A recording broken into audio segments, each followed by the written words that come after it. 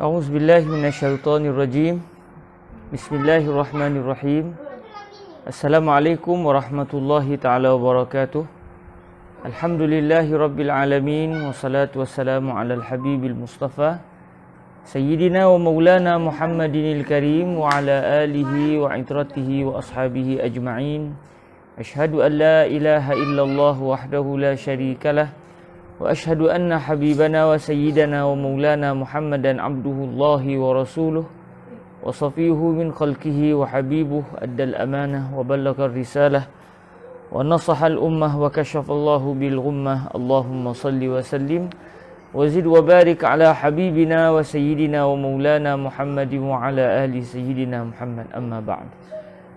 Alhamdulillah, kita sama-sama mengucapkan terima kasih kepada Allah Azza wa Jalla. Di atas kurniaan daripada Allah, kita dapat bertemu lagi pada hari yang berbahagia ini untuk kita menyambung pembacaan kitab Al-Waraqat yang merupakan matan asas di dalam mengenali ilmu usul fiqhi. Semoga Allah Subhanahu Wa Taala memberikan kepada kita kefahaman di dalam mendalami kitab barakah ini, dan semoga kita semua diberikan kebaikan di dalam memahami selok-belok syariat menerusi kitab ini. Allahumma amin. Para hadirin sidang pendengar yang dirahmati Allah Subhanahu Wa Taala, di dalam pertemuan yang lepas kita telah pun berkenalan dengan 3 jenis qiyas, iaitu qiyasul illah, qiyasul dilalah ataupun ad-dalalah, dan yang ketiga adalah qiyasul syabah. Dan alhamdulillah kita telah pun meneliti setiap satu daripada 3 jenis qiyas ini. Pada hari ini insya-Allah kita akan masuk kepada syarat-syarat yang telah dinyatakan dalam kitab ini bagi al-qiyas. Walaupun ia bukanlah semua syarat-syarat bagi al-qiyas, namun saya tak langsung kita mempelajari juga beberapa syarat yang perlu untuk sama-sama kita tahu di dalam perbahasan qiyas. Sebelum kita berbincang panjang, penting untuk disebutkan tentang al-qiyas, bahawa al-qiyas memiliki 4 rukun. Qiyas memiliki 4 rukun. Saudara Abdul Halim memberikan salam kepada kita. Waalaikumsalam warahmatullahi wabarakatuh. Qiyas memiliki 4 rukun. Yang pertama al-aslu, yang kedua al-far'u, dan yang ketiga al-illah, manakala yang keempat adalah al-hukmu. Yang pertama al-aslu, iaitu masalah lama yang dinyatakan hukumnya, masalah lama. Al-far'u, masalah baru yang tidak dinyatakan dengan jelas akan hukumnya. Al-illah, penyebab yang menyebabkan hukum masalah lama itu berhukum dengan hukum bagian-bagian. Illah, penyebab kepada munculnya hukum. Dan yang keempat adalah al-hukmu. Sebagian ulama berpendapat masuk al-hukmu di sini iaitu hukmul asli, hukum bagi masalah lama. Ada juga yang mengatakan maksud dia hukum bagi masalah baru. Yang penting maknanya adalah hukum, hukum bagi masalah lama. Dan kalau qiyas itu benar, maka ia juga akan membawa kepada hukum yang sama bagi masalah yang baru. Jadi ada 4, al-aslu, al-far'u, al-illah dan juga al-hukmu. Ini adalah merupakan 4 asal ataupun 4 rukun bagi qiyas. Kalau tidak ada salah satu daripada 4 ini, maka tidak berlakulah al-qiyas. Jadi insya-Allah menerusi pembelajaran kita pada hari ini, kita akan meneliti satu persatu berkenaan dengan rukun-rukun ini, dengan dinyatakan juga syarat-syarat yang berkaitan dengan setiap rukun. Walaupun buku ini bukanlah menceritakan semua, tetapi saya tak langsung sebagai mukaddimah, kita mempelajari jugalah berkenaan dengan 4 rukun ini dan beberapa syarat yang berkait dengannya. Bismillahirrahmanirrahim. Isnadina al-muttasil ila sayyidina al-imam Imam al-Haramain al-Juwaini Abil Ma'ali Abdul Malik ibni Abi Muhammad Abdullah ibni Yusuf al-Juwaini an-Naisaburi rahimahullahu subhanahu wa ta'ala wa nafa'anallahu bi'ulumihi wa ulumi masyayikhihi wa talamizatihi wa qurra'i waraqatihi wa sa'iri musannafatihi wa syurrahiha Allahumma amin. Qala rahimahullahu azza wa jal wa min syartil far'i an yakuna munasiban lil asli wa min syartil asli an yakuna thabitan bidalilin muttafaqin alaihi bainal khasmain wa min syartil illati an tattarida fi ma'lulatiha fala tantaqidu la lafzan wala ma'nan wa min syartil hukmi an yakuna mislal illati fin naf'i wal isbat wal illatu hiya al jalibatu lil hukmi wal hukmu huwa al majlubu lil illah. Jadi ini adalah dinyatakan berkenaan dengan rukun-rukun bagi qiyas dan dinyatakan juga beberapa syarat yang perlu ada bagi setiap rukun. Jadi kita lihat yang pertama, wa min syartil far'i. Jadi kita pun tahu salah satu rukun bagi al-qiyas adalah al-far'u. Al-far'u iaitu masalah lama, masalah baru yang timbul yang tidak boleh dinyatakan oleh Allah ataupun Nabi alaihi salatu wasalam akan hukum bagi masalah baru ini secara langsung. Okey. Dipanggil al-far'u, al-far'u. Ambil sebagai contoh, katakan kita bawa sebagai contoh tentang arak. Sebentar. Muhammad dengan Ahmad. Suara Ahmad kuat sangat. Bapa tengah mengajar. Sama ada pergi bilik lain ataupun jangan bercakap kuat. Okey. Jadi sebagai contoh arak. Arak hukumnya jelas disebut oleh Allah Subhanahu Wa Taala dan juga Nabi alaihi salatu wasallam. Allah Taala berfirman, "Innamal khamru wal maisiru wal ansabu wal azlamu rijsum min amali syaitan fajtanibuh." Daripada ayat ini Allah Taala telah mengharamkan arak. Allah telah mengharamkan arak. Okey. Timbul dalam masalah zaman kita hari ini satu benda yang dia bukan arak, tetapi ia mempunyai sebab yang sama dengan arak. Kita kata dadah, dadah pada hari ini, dadah bukan arak. Okay? Sebab arak adalah cecair. Dadah pula kadang-kadang bersifat pil, pil ataupun suntikan dan sebagainya. Jadi, walau bagaimanapun, ada satu persamaan di antara arak dan juga dadah. Walaupun dadah bukan arak, arak bukan dadah. Tetapi kalau kita tengok pada masalah baru iaitu dadah. Dadah ni dia ada munasabah, dia ada persamaan, dia ada kaitan, kesesuaian dengan masalah yang lama. Dadah tidak disebut hukumnya oleh Allah dan juga Nabi secara langsung. Manakala arak disebut hukumnya. Pun begitu, walaupun masalah baru ini tidak dinyatakan hukumnya oleh syarak, kita mendapati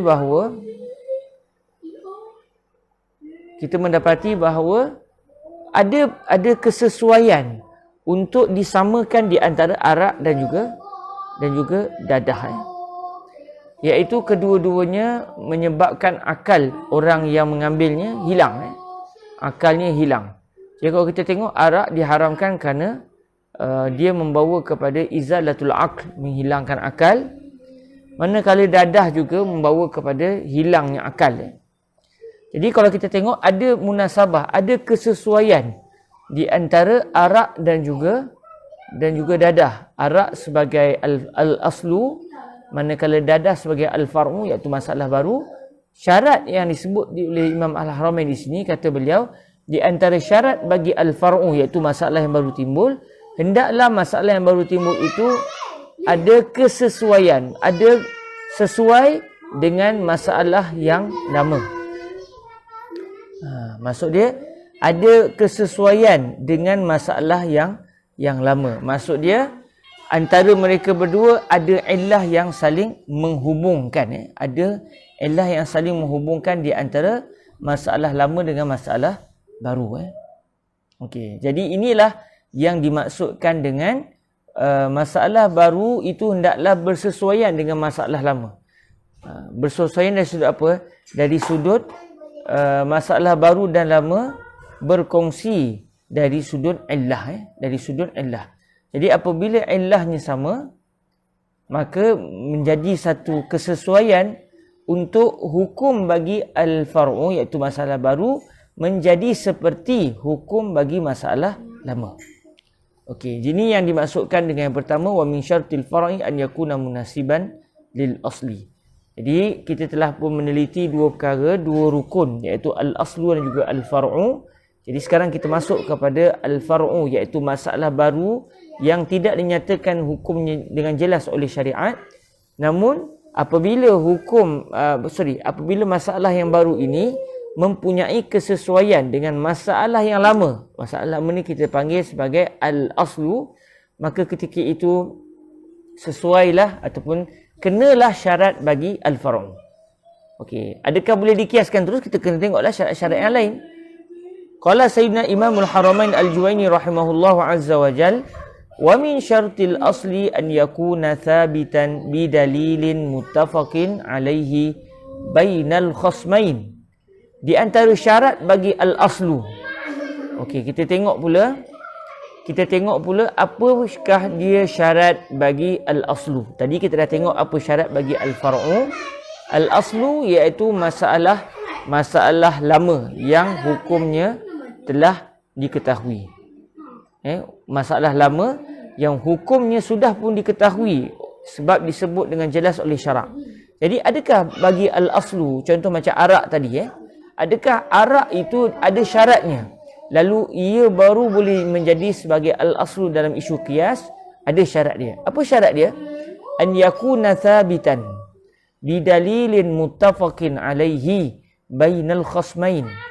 Hendaklah masalah lama itu dia telah sabit dengan dalil yang dalil itu telah disepakati di antara dua orang yang saling bertelagah.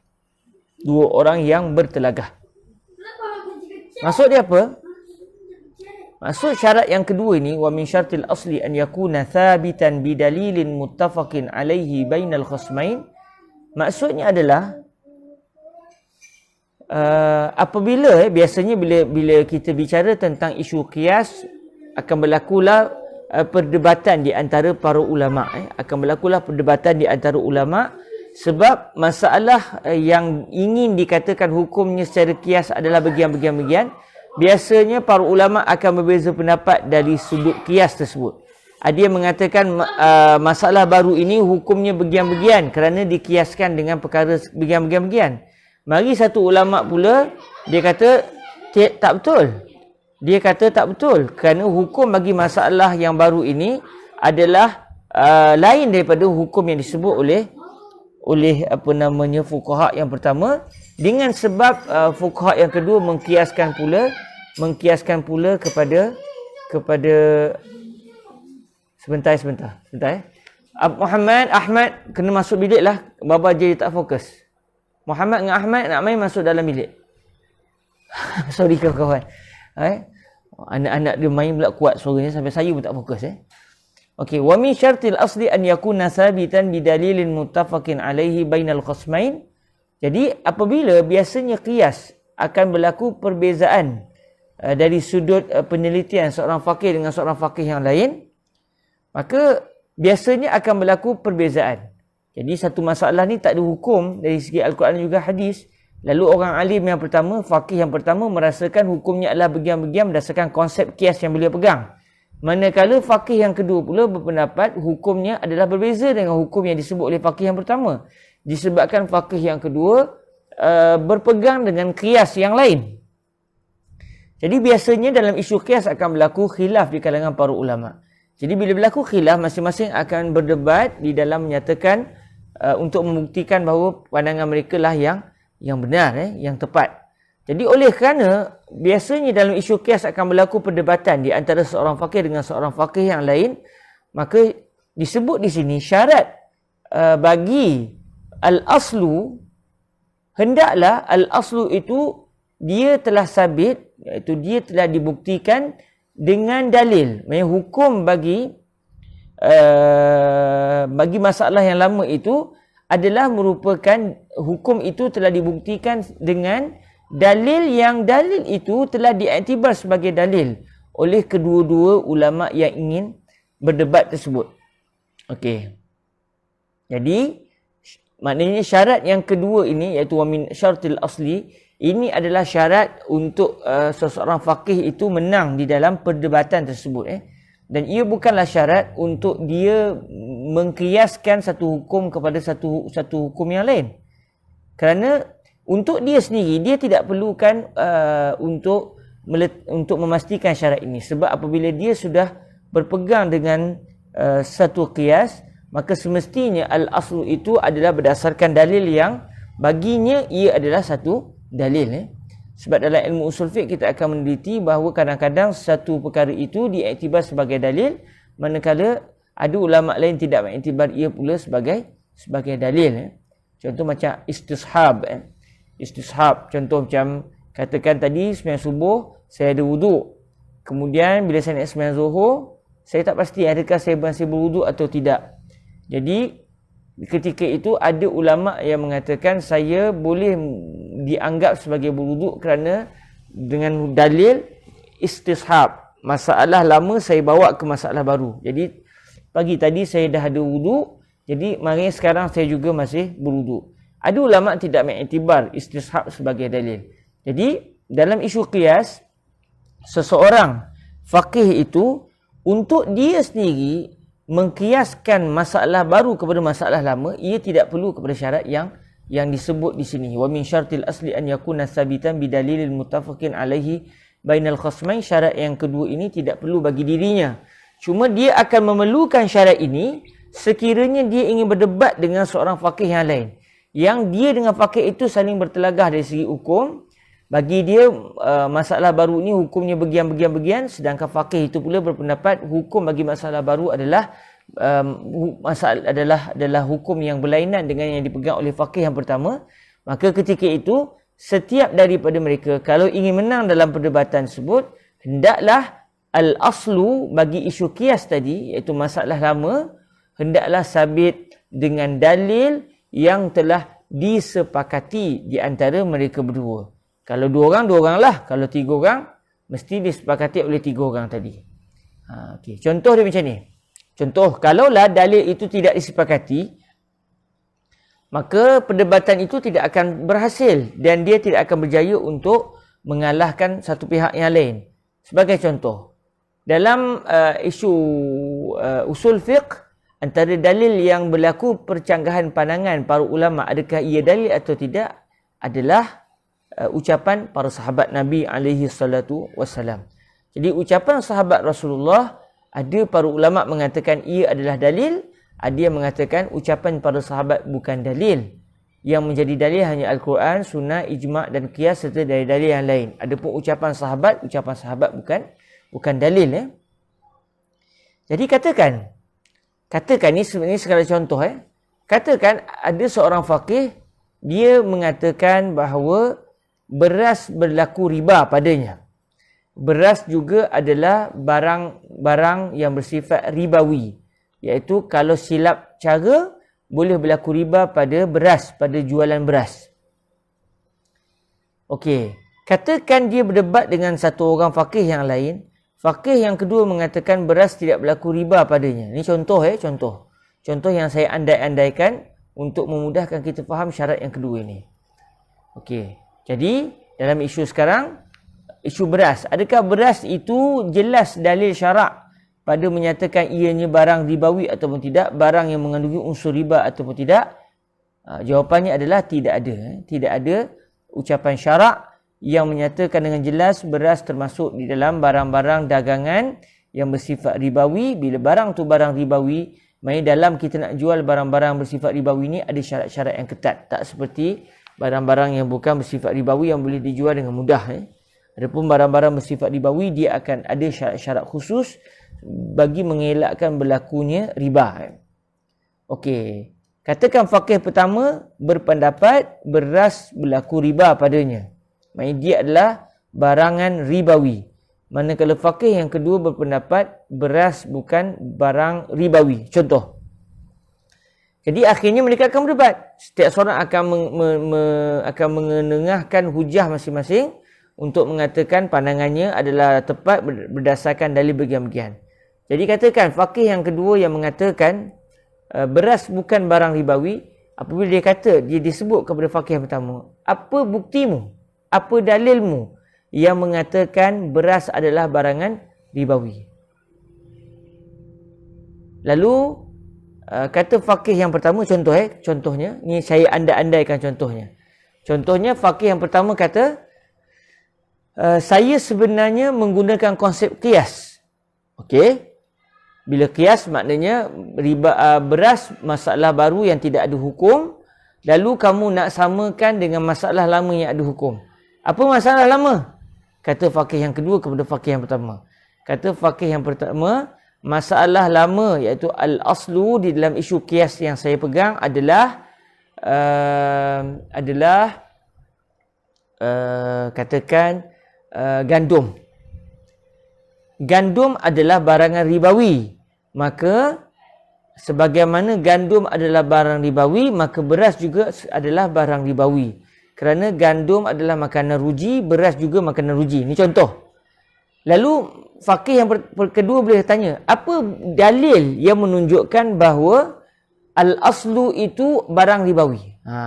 Faqih kedua tanya kepada faqih pertama, apa bukti bahawa gandum adalah barang ribawi? Kamu kata gandum barang ribawi dan kamu mengiktibar dia sebagai al-aslu, manakala beras adalah masalah baru ataupun al-far'u. Jadi syarat dalam perdebatan, hendaklah al-aslu itu dia sabit hukumnya berdasarkan dalil yang disepakati oleh dua orang yang berdebat tadi. Jadi bila faqih kedua tanya kepada faqih pertama, kamu kata tadi gandum adalah barangan ribawi, mana dalilnya? Lalu contohnya, katakan faqih pertama mengatakan ini kerana Sayyidina Ali ibni Abi Talibin. Contoh ini saya andai-andaikan. Faqih pertama katakan, kita andai-andaikan dia kata dalil kepada gandum adalah barangan ribawi adalah ucapan Sayyidina Ali karamallahu wajhahu alaihi salam radhiyallahu taala anhu arda yang mengatakan bahawa gandum adalah barangan ribawi. Contoh kalau dikata begitu, al-hintatu ribawiyatun. Katakan saya andai-andaikan, katakan Sayyidina Ali radhiyallahu taala anhu pernah sebut al-hintatu ribawiyatun. Jadi kata faqih yang pertama, inilah dalil yang menunjukkan bahawa gandum adalah barang riba. Iaitu dalilnya ucapan Sayyidina Ali. Jadi apabila dia sebut dalilnya adalah ucapan Sayyidina Ali, faqih yang kedua kebetulannya berpegang kalam sahabat bukan dalil. Apabila faqih kedua berpegang ucapan sahabat bukan dalil, faqih yang kedua boleh menolak cara kefahaman qiyas oleh faqih yang pertama dengan mengatakan, kamu kata gandum adalah barangan ribawi berdasarkan kalam Sayyidina Ali. Kamu nak kata kalam Sayyidina Ali adalah dalil. Mohon maaf, bagi saya kalam Sayyidina Ali bukan dalil. Kerana kalam sahabat Nabi SAW bukanlah dalil. Jadi ketika itu, dalil yang dipegang oleh faqih yang pertama tidak diiktibar sebagai dalil oleh faqih yang kedua. Kalaulah perkara ini berlaku, maka perdebatan itu tidak akan dapat selesai. Kerana faqih yang pertama tidak akan dapat menundukkan faqih yang kedua. Kerana dalil yang dipegang oleh faqih yang kedua, dalil yang dipegang oleh faqih yang pertama bukanlah dianggap sebagai dalil oleh faqih yang kedua. Jadi sebab itu syarat yang kedua yang disebutkan oleh Imam Al-Haramain di sini, wa min syartil asli an yakun thabitan bidalilin muttafaqin alaihi bainal khasmain. Syarat ini khusus ketika perdebatan. Tapi bagi untuk seseorang faqih berpegang dengan pandangan dirinya sendiri, bukan dengan tujuan untuk menundukkan faqih yang lain, syarat yang kedua ini tidak perlu. Contoh dalam isu tadi, faqih yang pertama berpegang bahawa gandum adalah barangan ribawi berdasarkan ucapan Sayyidina Ali dan beliau berpendapat kalam sahabat adalah dalil. Maknanya bagi dia sendiri dan juga para pengikutnya, maka qiyas yang dia pegang adalah benar. Kerana qiyas yang dipegang iaitu al-aslu punya dalil. Dan ucapan sahabat bagi dirinya adalah dalil. Maka qiyas yang dia pegang adalah benar bagi diri dia dan dia boleh berpegang. Kerana dia berpegang bahawa ucapan sahabat adalah dalil. Jadi untuk dia sendiri menggunakan ataupun menjadikan masalah baru disamakan hukumnya dengan hukum masalah lama, tidak perlu kepada syarat yang kedua ini, kerana semestinya seseorang faqih apabila ingin menggunakan konsep qiyas, maka al-aslu mesti memiliki dalil yang diiktibar oleh si faqih tersebut. Tapi kalau nak berdebat, dan bila berdebat kita nak menundukkan pandangan orang lain, kita nak orang lain terima pandangan kita, maka semestinya al-aslu yang kita ingin jadikan sebagai al-aslu, mestilah dalil bagi al-aslu merupakan dalil yang disepakati oleh kedua-dua orang yang berdebat tersebut. Jadi katakan sebagai contoh, faqih yang pertama berpegang ucapan sahabat Nabi adalah dalil. Faqih yang kedua pun sama, dia pun berpegang juga ucapan sahabat Nabi adalah dalil. Maka kalaulah begitu keadaannya, faqih yang pertama boleh menyatakan kepada faqih yang kedua, saya mengatakan gandum adalah barang ribawi berdasarkan ucapan Sayyidina Ali karamallahu wajhahu alaihi salam radhiyallahu taala anhu ardah, yang mengatakan bahawa beliau itu Sayyidina Ali mengatakan gandum adalah riba. Jadi ketika itu faqih yang kedua tidak dapat untuk menolak hujah faqih yang pertama, kerana faqih yang kedua pun berpandangan bahawa ucapan sahabat adalah dalil. Jadi syarat yang disebut, syarat yang kedua yang disebutkan di sini adalah syarat yang khusus ketika perdebatan. Okey, ada seorang sahabat kita tanya, rak besi biru Taiping, ustaz kat Mesir dah ke atau masih di Perak? Saya dalam beberapa detik sebelum berlaku PKP di Perak. Sekarang kami berada di Kuala Kangsar. Saya kalau ada rezeki mungkin akan balik ke Mesir setahun lagi. Kalau ada rezeki, nak bawa keluarga semuanya tu perlukan kos sikit lah. Jadi mungkin dalam setahun lagi paling cepat, atau mungkin dalam tempoh 2 tahun sambil-sambil nak menunggu isu COVID ni reda sikit, barulah kami akan pulang semula ke Mesir insya-Allah. Doakanlah Okey, selesai kita syarat yang kedua bagi al-qiyas. Jadi syarat yang pertama iaitu al-far'u, masalah yang baru hendaklah punya munasabah dengan masalah yang lama. Punya munasabah tu maksud dia boleh untuk dia mempunyai perkaitan dengan masalah yang lama. Iaitu dia berkongsi illah. Itu isu dia. Itu yang ingin disampaikan di sini. Masalahnya masalah yang baru berkongsi illah yang sama dengan masalah yang lama. Syarat yang kedua pula, masalah yang lama iaitu al-aslu, hendaklah dalil bagi al-aslu, dalil yang diiktibar sebagai dalil oleh kedua-dua pihak yang bertelagah. Syarat yang ketiga, kita masuk kepada wa min syartil illati. Iaitu kita masuk kepada rukun qiyas yang ketiga iaitu al-illah. Kata illah ni kita boleh kata sebagai penyebab yang menyebabkan al-aslu itu hukumnya bagian-bagian. Sebab yang menyebabkan hukum bagi al-aslu adalah bagian-bagian. Contoh isu arak. Arak adalah haram. Kenapa dia haram? Okey, kenapa dia haram? Mari kita mula nak cari illah kepada pengharaman arak. Bila kita cari, antara dalilnya adalah Nabi SAW bersabda, kullu muskirin khamrun wa kullu khamrin haramun. Semua yang memabukkan adalah arak dan semua yang namanya arak adalah haram.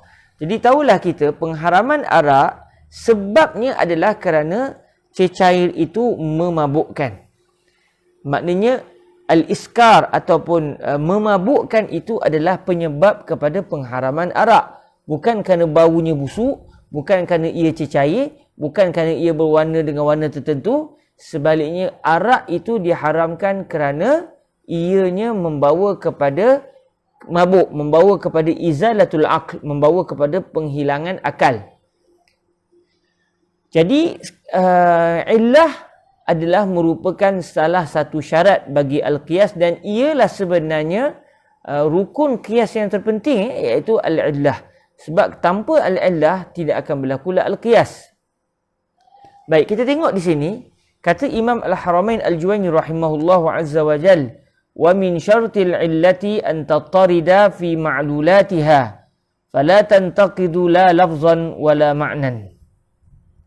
Di antara syarat bagi illah adalah hendaklah illah itu tattarid, maknanya saling berhubungan, saling kait mengait, saling berterusan, ya, pada ma'lulatiha. Maksudnya pada ma'lul, iaitu hukum hakam yang berkait dengan illah tersebut. Jadi kita ada illah, kita ada ma'lul. Illah, kita ada satu kalimah namanya illah, kita ada satu lagi kalimah namanya ma'lul. Illah adalah sebab kepada hukum, manakala ma'lul pula adalah hukum yang ianya terjadi disebabkan adanya illah. Jadi contoh bagi isu kita tadi, arak adalah haram disebabkan kerana arak itu memabukkan, maka illah pengharaman arak adalah mabuk. Itu illahnya, al-iskar. Manakala ma'lul dalam contoh ini adalah hurmatu syurbil khamr, pengharaman minum arak. Pengharaman minum arak itu adalah ma'lul. Okey, pengharaman itu adalah ma'lul. Jadi syarat illah, hendaklah illah itu saling terus berhubungan dengan semua hukum-hukum yang merupakan ma'lul bagi illah tersebut. Maksud dia nak kata apa? Illah ni kalau dia wujud, mestilah hukum juga kena wujud. Iza wujidatil illatu wujidal hukmu. Ini yang ingin dimasukkan dalam syarat yang ketiga. Disebut antatarida fi ma'lulatiha. Illah mestilah bersifat mutarid. Illah mesti bersifat terus berhubungan dengan ma'lul. Maksud dia, apabila wujud illah, maka hukum yang berlaku disebabkan illah tersebut, hukum itu mesti ada. Jadi kalaulah illah wujud, tiba-tiba hukum tidak wujud, sedangkan illah itu ada bagi hukum tersebut, cuma hukumnya lain pula, maka ketika itu berlaku masalah pada isu illah. Maksudnya ia bukan illah. Kerana macam mana wujud illah sedangkan hukumnya tidak wujud? Okey, ambil satu contoh. Di sini disebut fala tantaqid, maka illah tidak boleh bertentangan. Illah tidak boleh bertentangan, la lafzan wala ma'nan. Illah tidak boleh bertentangan, maksud dia tidak boleh bertentangan bertentangan dengan lafaz dan tidak juga boleh bertentangan dengan makna. Apa maksud di sini? Okay, kalau kita merujuk dalam isu qiyas, berlaku perbezaan pandangan para ulama dalam isu illah. Ada yang mengatakan illah mestilah satu sifat yang munasabah, dalam masa yang sama sifat itu tidak berbeza-beza dari seseorang ke seseorang yang lain. Dipanggil zahir, dipanggil mundabit. Dipanggil mundabit. Jadi ada yang mengatakan pula illah tidak mesti kena mundabit. Maksud dia apa saja sebarang sifat yang munasabah, sekalipun sifat itu di sisi seseorang tidak sama dengan orang yang lain, tetap ia juga dinamakan sebagai illah. Ambil contohnya, kalau kita kata illah itu adalah wasfun zahir mundabit, satu sifat yang zahir dan dia adalah mundabit, maksudnya dia adalah tetap, tidak berlaku berbeza-beza daripada seseorang ke seseorang, dari satu zaman ke satu zaman. Contoh kalau kita kata permusafiran, as-safar. Bila sebut as-safar maknanya kita meninggalkan kampung halaman kita pergi menuju ke satu tempat yang lain. Jadi as-safar, kalau kita tengok dalam hukum hakam fiqh ada satu isu, iaitu orang yang dia ni bermusafir, dia boleh untuk mengurangkan bilangan rakaat di dalam solat. Maksudnya sembahyang zuhur daripada 4 rakaat dia boleh jadikan sebagai 2 rakaat. Kemudian sembahyang zuhur yang sepatutnya dibuat pada waktu zuhur boleh dilewatkan lalu dilakukan pada waktu asar. Itu panggil al-jam'u, ataupun yang kalau daripada zuhur jadi kedua, daripada 4 jadi kedua, dinamakan sebagai al-qasru. Jadi ada satu hukum yang disebut oleh syariat, iaitu solat yang solat yang bersifat 4 rakaat tadi boleh jadi 2. Kemudian solat zuhur contohnya boleh dibuat di dalam waktu asar, atau sembahyang asar ni boleh diawalkan dilakukan pada waktu zuhur. Mengapa perkara ini boleh berlaku? Jadi ada ulama kata kerana berlaku as-safar. Jadi berlaku permusafiran. Maksudnya musafir ni berjalan jauh lah. Maksudnya kalau daripada satu tempat ke satu tempat dan ia sangat dekat, sampai kalau orang jumpa kita pun orang tak anggap kita ni keluar daripada kawasan, masih dalam kawasan, maka itu tidak dipanggil sebagai as-safar. Contoh macam kalau katakan kalau di Kuala Kangsar ni, kalau contoh saya sekarang ni berada di puncak Bougainvillea dekat dengan Lubuk Merbau, Perak. Jadi kalau Lubuk Merbau itu, kalau nak pergi ke Pekan Kuala Kangsar, lebih kurang ambil 15 minit. Ambil 15 minit untuk tujuan kalau nak beli nasi Arab ke apa ke, kita pergi ke Kuala Kangsar lah. Pekan Kuala Kangsar. Jadi kalau saya bawa isteri saya dan anak-anak pergi makan nasi Arab di Pekan Kuala Kangsar, contohnya pergi ke satu restoran namanya Abrajul Madinah, di Kuala Kangsar. Jadi daripada puncak Bougainvillea ataupun daripada Lubuk Merbau yang juga berada dalam kawasan Kuala Kangsar, nak ke Pekan Kuala Kangsar itu tak dipanggil sebagai musafir. Tak berlaku as-safar. Jadi oleh kerana tidak berlaku as-safar, maka tidak berlakulah keharusan untuk sahih jamak dan juga qasar. Ada para ulama berpendapat pula, sembahyang jamak dan qasar berlaku disebabkan ada masyaqqah, ada kesukaran. Sebab orang musafir jalan jauh, letih, susah, angkat barang pun dia tak biasa tempat tu. Kadang-kadang dia terpaksa daripada satu tempat ke satu tempat, dia tak berehat sangat. Jadi disebabkan begitu, dia diberikan kelonggaran untuk mengurangkan bilangan rakaat di dalam solat yang asalnya 4 rakaat. Jadi ada ulama berpendapat sembahyang itu boleh dikurangkan daripada 4 kepada 2. Kerana apa? Ilahnya apa? Ilahnya kerana ada kesukaran.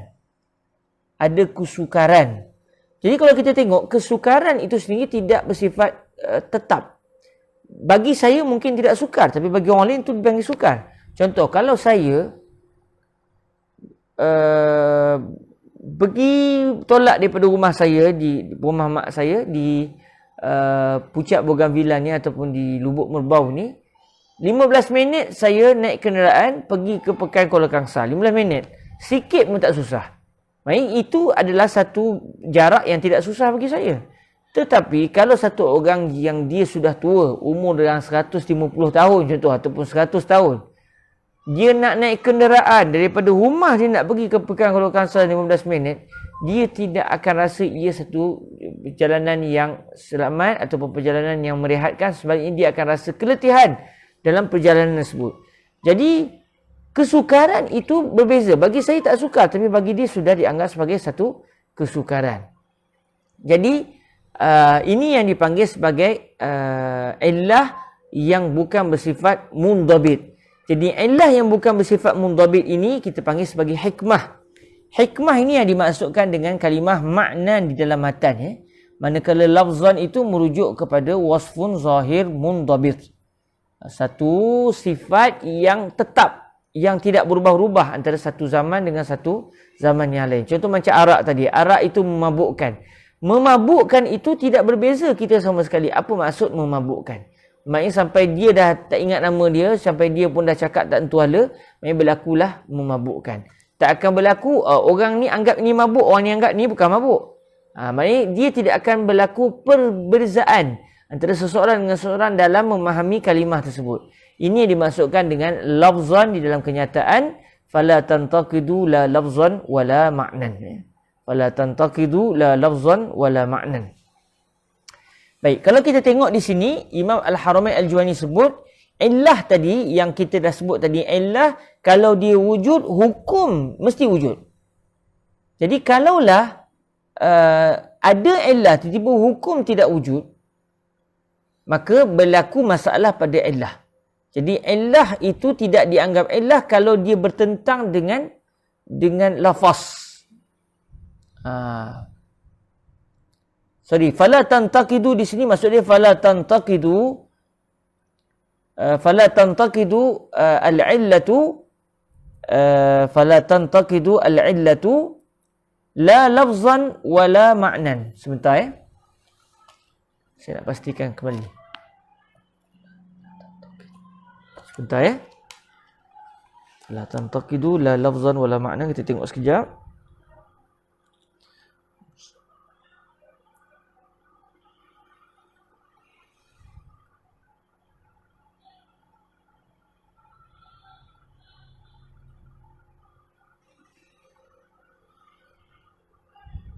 Okey. Jadi kalau begitu tuan-tuan yang rahmati Allah, di sini antatarida fi ma'lulatiha fala tantaqidu la lafzan wala ma'nan. Kalau di sini maksud dia fala tantaqidu al ma'lulat la lafzan wala ma'nan. Dia akan jadi pinjam satu pen apa? Mana pen tadi? Pen biru tidak ada? Ada. Pen berapa tadi?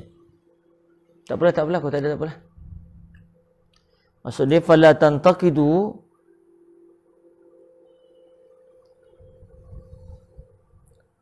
sini kita boleh fahami fala tantaqidu al-ma'lulat.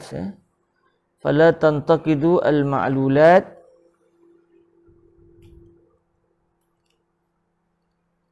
boleh juga difahami fala tantaqidu al-illatu la min haisu innahu lafzun wala min haisu innahu ma'nan. Boleh juga begitu Jadi cuma yang nampak di sini secara zahirnya fala tantaqidu al-ma'lulatu la lafzan ay fala tantaqidu al-ma'lulatu lafzal illah wala ma'nal illah. Itu yang nampak jelas di sini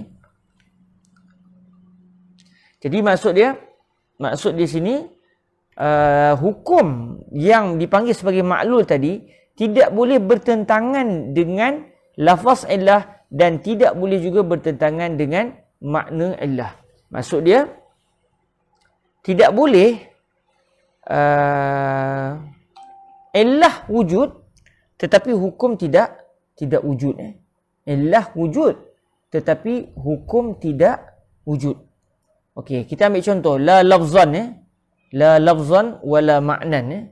Okey, kita ambil contoh. Sebagai contoh, kalau kita tanya kepada para fuqaha kita, seseorang yang membunuh seseorang dengan menggunakan batu, la qadarullah, satu orang ambil batu besar hempuk kepada satu orang, matilah orang tu. Okey, orang yang membunuh akan dijatuhkan hukuman qisas. Mengapa dia dijatuhkan hukuman qisas? Mari kita mula mencari illah. Mengapa dia dijatuhkan hukuman qisas? Lalu kalaulah kita tanya kepada para fuqaha akan mencari illah. Sama ada memang illah tu disebut oleh syariat atau tidak disebut oleh syariat, tetapi akal yang membawa seseorang faqih untuk mengatakan illah bagi hukum adalah bagian-bagian. Okey, contohnya dalam isu ini, apabila kita tanya kepada seorang faqih, mengapa seseorang yang membunuh orang lain dengan menghempukkan batu ke kepalanya lalu mati yang dihempuk tadi, mengapa yang menghempuk itu akan dijatuhkan hukuman qisas? Maka faqih akan mengatakan kewajipan hukuman qisas ke atas pembunuh kerana wujud qatlun amdun udwan. Wujud satu pembunuhan secara sengaja dan pembunuhan secara sengaja ini atas sebab melampaui batas. Atas sebab melampaui batas. Allah barik fikum ya Sayyidi, Allah barik fikum. Alamak, Syekh Said Shaltuk pun ada sekali. Malu saya. Allah barik fikum ya Sayyidi da'watikum. Muhawala saghira min tilmizikum saghir khairi nizam. Allah barik fikum. Wallahi astahi. Wallahi astahi. Okey. Hadirin yang dirahmati Allah Subhanahu wa taala. Sayyidi ana takallamtu bil maliziyah ala fikrah. Okey. Balik kepada isu tadi, apabila kita tanya kepada seorang faqih mengapa orang yang membunuh tadi jatuhkan hukuman qisas, maka faqih pun sebut dia dijatuhkan hukuman qisas kerana berlaku pembunuhan secara sengaja dan bersifat melampaui batas. Ini adalah illah. Tiga perkara ini, gabungan tiga perkara ini adalah illah, adalah sebab kepada orang yang membunuh dijatuhkan hukuman qisas. Jadi apabila seorang faqih kata itu illah, orang yang mendengar ucapan ini, dia boleh menolak kenyataan si faqih tadi dengan cara dia mengkritik bahawa itu bukan illahnya. Kenapa? Kerana ada kadang-kadang keadaan berlaku qatlun, berlaku amd, berlaku udwan, berlaku pembunuhan, berlaku qatlun, berlaku pembunuhan secara sengaja dan berlaku sikap melampaui batas. Pada satu keadaan tiba-tiba tidak pula orang yang membunuh dijatuhkan hukuman qisas. Contohnya, kalau seorang ayah membunuh anaknya, wali'ayazubillah min zalik, maka sebahagian para fuqaha akan mengatakan seorang ayah yang membunuh anaknya sendiri tidak dijatuhkan hukuman qisas. Sebaliknya, si ayah akan dijatuhkan hukuman lain selain pada hukuman bunuh balik. Jadi, kalau kita tengok seorang ayah yang membunuh anaknya, berlaku pembunuhan pula secara sengaja dan berlaku pula melampaui batas, sikap melampaui batas, bukan dia bunuh secara tak sengaja atau dia bunuh anaknya dalam peperangan. Itu ada sebab. Sekarang berlaku pembunuhan sengaja, dalam masa yang sama ada unsur melampaui batas, iaitu pembunuhan itu tidak mengikut syariat. Jadi kalau kita tengok, berlaku illah dalam isu seorang ayah yang membunuh anaknya. Tiba-tiba bila kita tanya pada faqih, tanya para ulama, adakah orang tadi dijatuhkan hukuman qisas, si ayah tadi dijatuhkan hukuman qisas atau tidak? Maka si faqih tu akan kata ayah tadi tidak jatuhkan hukuman qisas. Jadi apabila faqih yang sama mengatakan sebelum ini seseorang yang membunuh dijatuhkan hukuman qisas kerana illahnya berlaku pembunuhan, yang kedua pembunuhan itu adalah secara sengaja, kemudian pembunuhan itu adalah secara tidak berteraskan syariat, dia juga tiba-tiba mengatakan seorang ayah kalau bunuh anaknya dengan sengaja, dengan melampaui batas, tidak jatuhkan hukuman qisas, maka kita boleh mengkritik kenyataan si faqih tadi, iaitu kita boleh kata kalau begitu ini bukan illah. Sebab sepatutnya kalau illah sudah wujud dalam apa keadaan sekalipun, sepatutnya hukum bagi illah tersebut mesti wujud. Jadi sebagaimana kalaulah pembunuhan secara sengaja dan keadaan melampaui batas itu adalah merupakan illah bagi hukuman qisas, sepatutnya apabila wujud saja illah ini, mesti hukumnya wujud. Maksudnya kalaulah illah ini berlaku pada seorang ayah yang telah membunuh anaknya secara sengaja dengan melampaui batas, dia bunuh bukan mengikut aturan syarak, maksudnya dia bunuh secara zalim, maka apabila wujud illah, sepatutnya ayah juga dijatuhkan hukuman qisas. Tapi apabila si faqih mengatakan dalam isu ayah dia tidak dijatuhkan hukuman qisas, maka ketika itu orang boleh mengatakan kalau begitu ini bukan illah. Maksudnya saya menolak ini adalah illah. Sebab syarat illah, iza wujidatil illatu wujidal hukmu. Apabila illah sudah wujud, maka hukum sepatutnya juga adalah wujud dalam semua keadaan. Jadi inilah yang disebut oleh Imam Al-Haramain, la lafzan. La lafzan. Tidak boleh tidak boleh hukum bercanggah dengan illah sekiranya illah itu berbentuk lafaz, dan wala ma'nan. Begitu juga hukum yang dipanggil sebagai ma'lul tadi tidak boleh bercanggah dengan illah kalau illah itu dalam bentuk hikmah, dalam bentuk ma'nan. Contohnya, kalau orang tanya kepada seorang faqih, mengapa bila saya ada emas sebanyak 20 dinar, saya kena bayar zakat? Okay, katakan satu orang tanya kepada seorang faqih, wahai tuan faqih, saya ada simpan duit emas sebanyak 20 dinar. 1 dinar lebih kurang RM700, 700 kali 10, 7,000. Main dia 700 kali 10, 700 kali 10, 7,000 7,000 700 kali 10, 7,000. Main dia ada 20 dinar, main dia ada lebih kurang dalam 14,000. Katakanlah secara mudahnya, main dia ada simpan 20 dinar. Lalu dia tanya kepada si faqih, saya wajib keluarkan zakat ataupun tidak? Maka si faqih tadi pun kata wajib. Jadi saya selaku orang yang nak bayar zakat tanya kepada si faqih tadi, apa ilahnya? Mengapa? Mengapa saya kena keluarkan zakat?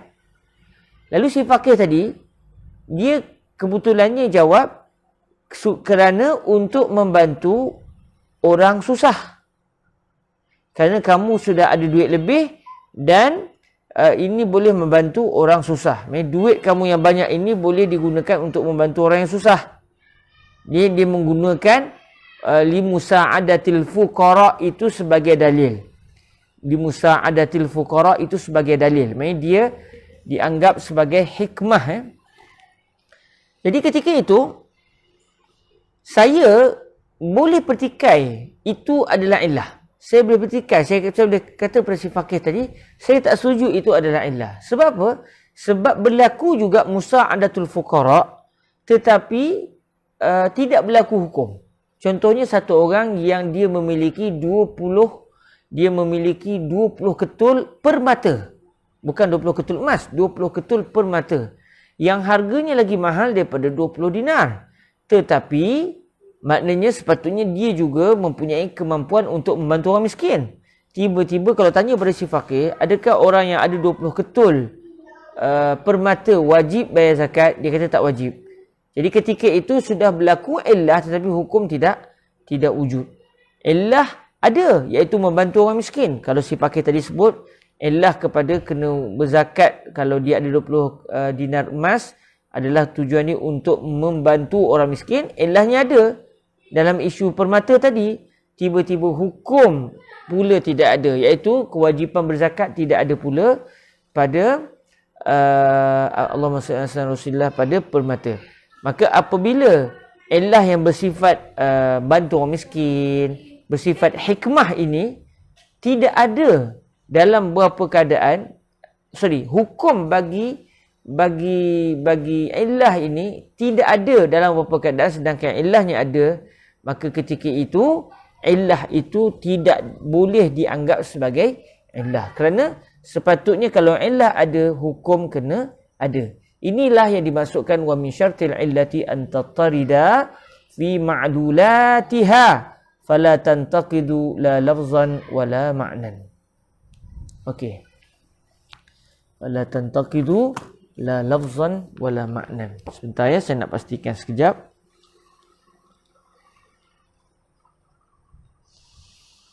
Allahumma salli ala al-habib al-Mustafa.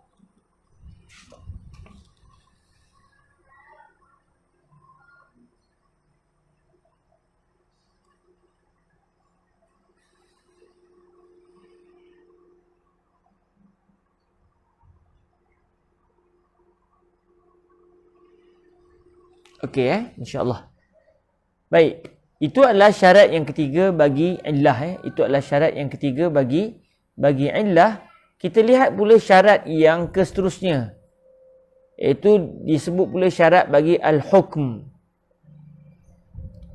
Wa min syartil hukmi, syarat bagi hukum, iaitu hukum yang ada pada al-aslu, dan hukum ini juga sepatutnya kena ada bagi al-far'u kalau betul berlaku qiyas. Sebab qiyas adalah menjadikan masalah baru yang pada asalnya tidak dinyatakan hukum dengan jelas, kita jadikan masalah baru ini punya hukum seperti hukum masalah yang lama. Jadi disebut di sini wa min syartil hukmi ay yakuna mislal illati fi an-nafyi wal isbat. Di antara syarat bagi al-hukm, iaitu hukum bagi al-aslu dan juga hukum bagi al-far'u, syarat dia hendaklah ia seperti illah. Hukum hendaklah seperti illah pada penafian dan pada pengisbatan. Pada nafi dan pada isbat hendaklah seperti illah. Maksud dia apa? Hukum hendaklah seperti illah. Kalau hukum kalau illah ada, hukum kena ada. Kalau illah tak ada, hukum juga kena tidak ada. Maksudnya dia hendaklah seperti illah dari sudut penafian dan juga pengisbatan. Maksud dia hukum mengikut illah pada kewujudan dan pada ketiadaan. Maknanya kalaulah hukum wujud, sepatutnya illah juga kena ada. Kalau hukum tidak wujud, illah juga sepatutnya tidak wujud ketika itu. Kerana hukum mengikut illah dari sudut kewujudan dan ketiadaan. Jadi syarat yang keempat ini dia sebenarnya saling berkait dengan syarat yang ketiga. Cuma syarat yang ketiga kita bincang dari sudut illah. Illah mesti, kalau syarat ketiga tadi, illah mesti kewujudannya menyebabkan wujud hukum. Jadi itu syarat illah. Illah mesti, kalau illah ada, hukum kena ada. Tapi kalau syarat yang keempat dia nak bagi tahu hukum mesti ada kalau ada illah. Kalau hukum tidak ada, illah tidak ada. Maksudnya kalau kita tengok syarat ketiga dengan empat ni saling berkait. Cuma kita pandang dari sudut apa? Kalau kita pandang dari sudut illah, kita kata di antara syarat illah adalah illah, kalau ada illah mesti hukum kena ada. Kalau kita tengok di syarat yang keempat pula, dia nak bincang dari sudut hukum. Kalau betul itu adalah hukum yang berkait dengan isu qiyas tadi, sepatutnya kalau hukum itu ada, illah juga kena ada. Kalau hukum tidak ada, illah juga tidak ada. Sebab apa? Sebab hukum menurut illah. Jadi at-tabi'u tabi', yang mengikut hendaklah mengikut. Jadi apabila hukum sudah wujud dan kita kata ini adalah hukum bagi qiyas, maknanya sepatutnya illah juga kena wujud sebab hukum dia menurut qiyas. Okey. Ini adalah syarat yang keempat. Lalu kata Imam Al-Haramain Al-Juwaini dalam nak menjelaskan betapa hukum itu mengikut qiyas, betapa hukum itu mengikut illah, manakala illah pula adalah yang diikut oleh hukum. Lalu kata Imam Al-Haramain, wal illatu hiyal jalibatu lil hukmi. Maksudnya ucapan wal illatu hiyal jalibatu lil hukmi wal hukmu huwal majlubu lil illah, ini adalah nak menjelaskan lagi syarat yang keempat yang sebelum ini disebutkan oleh Imam Al-Haramain, iaitu wa min syaratil hukmi an yakuna mislal illati fi nafi wal isbat. Dihuraikan lagi oleh Imam Al-Haramain syarat yang keempat ini dengan menyatakan illah adalah yang membawa kepada wujudnya hukum. Illah lah yang menarik hukum. Illah lah penyebab kepada wujudnya hukum. Manakala hukum pula yang ditarik oleh illah. Maknanya illah menarik hukum, yang menarik adalah illah, yang ditarik adalah hukum. Sebab itu disebut wal illatu hiyal jalibatu lil hukmi wal hukmu huwal majlubu lil illah. Hukum pula yang ditarik kepada illah. Jadi yang menarik adalah illah, manakala yang ditarik adalah hukum. Bila yang menarik adalah illah dan yang ditarik adalah hukum, maka apabila illah wujud, hukum kena wujud. Kalau illah tidak wujud, hukum juga tidak wujud. Bila hukum wujud, maka illah kena wujud. Kalau hukum tidak wujud, illah juga sepatutnya tidak wujud. Barulah qiyas itu dinamakan sebagai qiyas. Alhamdulillah, syukur kita kepada Allah Subhanahu Wa Taala. Dalam pertemuan kita hari ini, kita telah pun dapat membicarakan tentang isu qiyas secara kasar begitu, dan alhamdulillah dapat kita mempelajari isu ini dengan baik biiznillah Subhanahu Wa Taala. Dan insya-Allah dalam pertemuan yang akan datang kita akan masuk kepada tajuk yang seterusnya, iaitu al-hazru wal ibahah, yang biasa kita dengar al-aslu fil asya' al-ibahah. InsyaAllah dalam pertemuan akan datang kita akan meneliti adakah ia ataupun ucapan al-aslu fil asya' al-ibahah, adakah ucapan ini merupakan dalil bagi fiqh ataupun tidak. InsyaAllah kita akan bincangkan dalam pertemuan yang akan datang. Alhamdulillah perbahasan kita semakin hari semakin menarik dan berbaki lagi beberapa masalah kecil saja bagi kita Al-Waraqat. Mungkin dalam 5 pertemuan yang akan datang ataupun sekitar 5 ke 6 pertemuan mungkin kita akan mengkhatamkan kitab ini insya-Allah Subhanahu wa taala. Alhamdulillah rabbil alamin. Baik, saya ucapkan terima kasih kepada semua yang mendengar. Begitu juga dengan guru saya yang juga ada dalam majlis ini. Semoga diberkati Allah Subhanahu wa taala. Terima kasih semua. Marilah sama-sama kita menangguhkan majlis kita dengan kita berselawat ke hadrat baginda Nabi alaihi salatu wasalam. Dan dalam masa yang sama insya-Allah pada hari Isnin ni saya akan diminta untuk membaca kitab Syarhul Jalal Al-Mahalli Adal Al-Waraqat. Kitab ini akan saya daurahkan dalam selama 7 hari. Setiap hari kita akan ambil masa 4 jam. Dalam ada majlis pagi, ada majlis petang. Maknanya dalam 14 majlis kita akan cuba mengkhatamkan kitab ini. Dan kitab ini sangat sesuai bagi kita yang telah pun mempelajari matan waraqat insya-Allah. Jadi bagi yang siapa yang ingin menyertainya, bolehlah berhubung terus dengan APT kerana program kali ini dianjurkan oleh APT yang alhamdulillah kebetulannya saya selesai mentahqiq, saya dan juga dan juga biras saya Ustaz Luqman, kami berjaya mentahqiq kitab ini.